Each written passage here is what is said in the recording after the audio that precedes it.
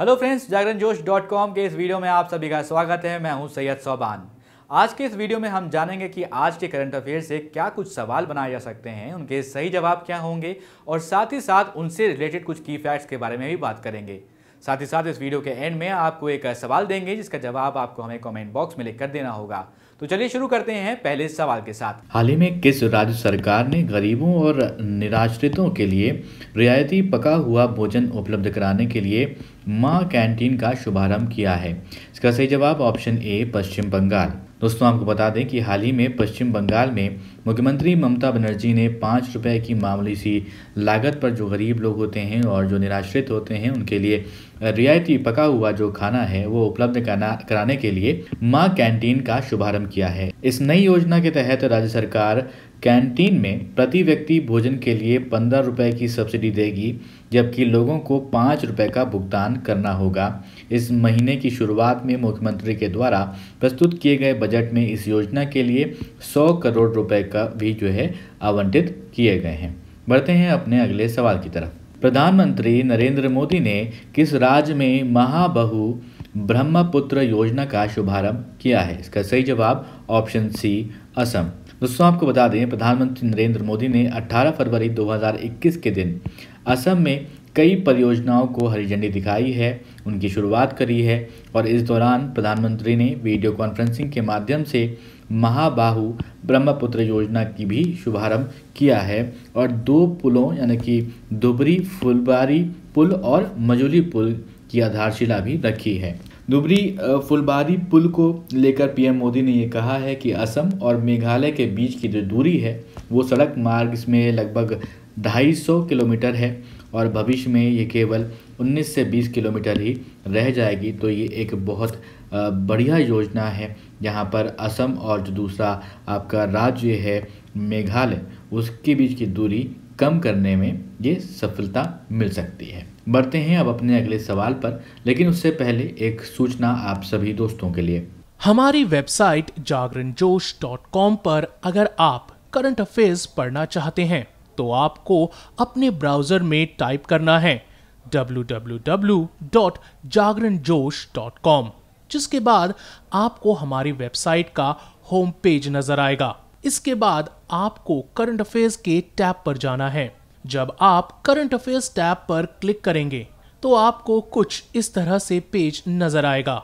अगर आप category wise current affairs पढ़ना चाहते हैं तो आप अपनी पसंद के हिसाब से कोई भी कैटेगरी चूज कर सकते हैं, जिसमें latest, national, international, sports, technology और इकोनॉमी जैसी कैटेगरीज मौजूद हैं। किस राज्य के मुख्यमंत्री को Skoch chief minister of the year पुरस्कार से सम्मानित किया गया है? इसका सही जवाब ऑप्शन डी आंध्र प्रदेश के जो मुख्यमंत्री हैं उनको इस पुरस्कार से सम्मानित किया गया है। आपको बता दें आंध्र प्रदेश के मुख्यमंत्री वाई.एस. जगनमोहन रेड्डी को Skoch chief minister of the year पुरस्कार से सम्मानित किया गया है। ये पुरस्कार आंध्र प्रदेश के तडेपल्ली में व्यक्तिगत रूप से अध्यक्ष स्कॉच समूह समीर कोचर द्वारा सीएम को प्रदान किया गया है। पुरस्कार चयन विभिन्न राज्यों में परियोजना स्तरीय परिणामों के अध्ययन पर आधारित था। तो आंध्र प्रदेश के मुख्यमंत्री वाई.एस. जगनमोहन रेड्डी को इस पुरस्कार से सम्मानित किया गया है। बढ़ते हैं अपने अगले सवाल पर। टोक्यो 2020 ओलंपिक संचालन समिति का अध्यक्ष निम्न में से किसे चुन लिया गया है? इसका सही जवाब ऑप्शन बी सीको हाशिमोतो। तो जापान की ओलंपिक मंत्री सीको हाशिमोतो को टोक्यो 2020 ओलंपिक संचालन समिति का अध्यक्ष चुन लिया गया है। सीको के ऊपर इस बार के आयोजन की जो सही तरीके से उसको आयोजित करने की जिम्मेदारी दी गई है। हाशिमोतो प्रधानमंत्री योशिहिदे सुगा की कैबिनेट में ओलंपिक मंत्री पद पर हैं। उनके पास लैंगिक समानता और महिला सशक्तिकरण से जुड़ा विभाग भी है। उन्होंने 3 ग्रीष्मकालीन ओलंपिक 1988, 1992, 1996 फिर से रिपीट कर दे रहा हूँ 1988, 1992 और 1996 तथा 4 शीतकालीन ओलंपिक 1984, 1988, 1992 और 1994 में भी हिस्सा लिया था। बढ़ते हैं अब अपने अगले सवाल की तरफ। Credit rating agency S&P global rating ने कहा कि भारत अगले वित्त वर्ष में कितने प्रतिशत वृद्धि के साथ सबसे तेजी से उभरती अर्थव्यवस्थाओं में से एक होगा। इसका सही जवाब ऑप्शन बी 10%। तो दोस्तों आपको बता दें, ये क्रेडिट रेटिंग एजेंसी है S&P ग्लोबल रेटिंग, उसने 17 फरवरी 2021 को ये कहा है कि भारत जो है अगले वित्त वर्ष में 10% यानी 10% वृद्धि के साथ सबसे तेज़ी से उभरती हुई अर्थव्यवस्थाओं में से एक हो सकता है। इससे भारत 2021 में एक बार फिर से सबसे तेज़ी से वृद्धि करती अर्थव्यवस्थाओं में से एक बन जाएगा। और सबसे अधिक महत्वपूर्ण ये है कि मध्यम अवधि में भारत की वृद्धि दर 6% या फिर इससे कुछ अधिक रहने का अनुमान व्यक्त कर रहे हैं और ये दुनिया भर के उभरते बाजारों की तुलना में बेहतर है। बढ़ते हैं अपने अगले सवाल की तरफ। अमेरिकी अंतरिक्ष एजेंसी नासा ने किस ग्रह पर जीवन की खोज के लिए परसीवरेंस रोवर को जो है सफलतापूर्वक उसकी लैंडिंग कराई है? इसका सही जवाब ऑप्शन ए मंगल ग्रह। तो दोस्तों आपको बता दें, नासा जो है अमेरिकी स्पेस एजेंसी, वो उसने अंतरिक्ष यान भारतीय समय के मुताबिक 18 फरवरी 2021 को रात 2:25 पर मंगल ग्रह के जेजोरो क्रेटर पर सफलतापूर्वक लैंड करवा चुका है और धरती से टेक ऑफ करने के 7 महीने बाद ये मंगल ग्रह पर पहुंचा है। इसी के साथ अमेरिका मंगल ग्रह पर सबसे ज़्यादा रोवर भेजने वाला विश्व का पहला देश भी बन गया है। बढ़ते हैं अब अपने अगले सवाल की तरफ। भारत सरकार ने NIC के द्वारा निर्मित निम्न में से किस स्वदेशी मैसेजिंग ऐप को लॉन्च किया है? इसका सही जवाब है ऑप्शन सी संदेश ऐप। दोस्तों आपको बता दें, इलेक्ट्रॉनिक्स और सूचना प्रौद्योगिकी मंत्रालय के तहत आने वाले राष्ट्रीय सूचना विज्ञान केंद्र ने संदेश नामक एक त्वरित मैसेजिंग ऐप शुरू किया है और व्हाट्सएप की तरह ही नई सरकारी इंस्टेंट मैसेजिंग सिस्टम प्लेटफॉर्म का इस्तेमाल मोबाइल नंबर या फिर ईमेल आईडी के जरिए सभी प्रकार के संचार के लिए किया जा सकता है। संदेश ऐप भारत निर्मित सॉफ्टवेयर के उपयोग को प्रोत्साहित करने के लिए सरकार की रणनीति का एक हिस्सा भी है, ताकि स्वदेशी रूप से विकसित उत्पादों का एक पारिस्थितिकी तंत्र का निर्माण किया जा सके।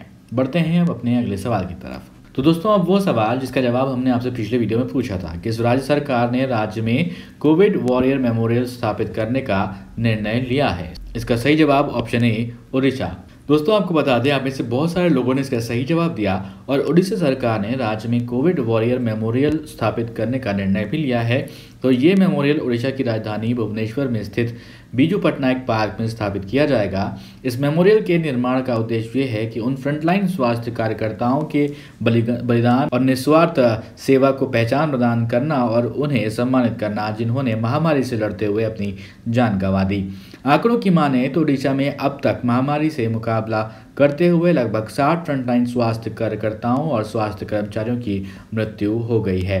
अब दोस्तों वो सवाल जिसका जवाब आपको हमें कमेंट बॉक्स में लिखकर देना है। सवाल है, दक्षिण अफ्रीका का निम्न में से कौन सा क्रिकेटर IPL नीलामी के इतिहास में सबसे ज़्यादा राशि यानी कि 16.25 करोड़ रुपीस में बिकने वाला पहला प्लेयर बन गया है? इसका सही जवाब आपको हमें कमेंट बॉक्स में लिखकर बताना है। आपके ऑप्शंस हैं Chris Morris, Faf du Plessis, Hashim Amla, Dale Steyn. और यहाँ पर दोस्तों आपको ये भी बता दें कि ये जो रिकॉर्ड है वो युवराज सिंह का सबसे ज़्यादा जो है राशि में उनको सोल्ड किया गया था किसी भी टीम को, लेकिन उस रिकॉर्ड को भी तोड़ते हुए 16.25 करोड़ में बिकने वाला ये पहला प्लेयर है और ये साउथ अफ्रीका के हैं। मैंने आपको यहाँ पर बहुत सारा जो है हिंट भी दिया है और आप यहाँ पर बता सकते हैं कि सही जवाब इसका क्या है। तो कमेंट बॉक्स में हमें लिखकर इसका जवाब बताएं। अगर ये वीडियो आपको पसंद आया तो इस वीडियो को लाइक करें, इस वीडियो को ज़रूर शेयर भी करें अपने दोस्तों के साथ और अभी तक आपने हमारे चैनल को सब्सक्राइब नहीं किया है तो ज़रूर सब्सक्राइब करें और देखते रहें जागरणजोश.com।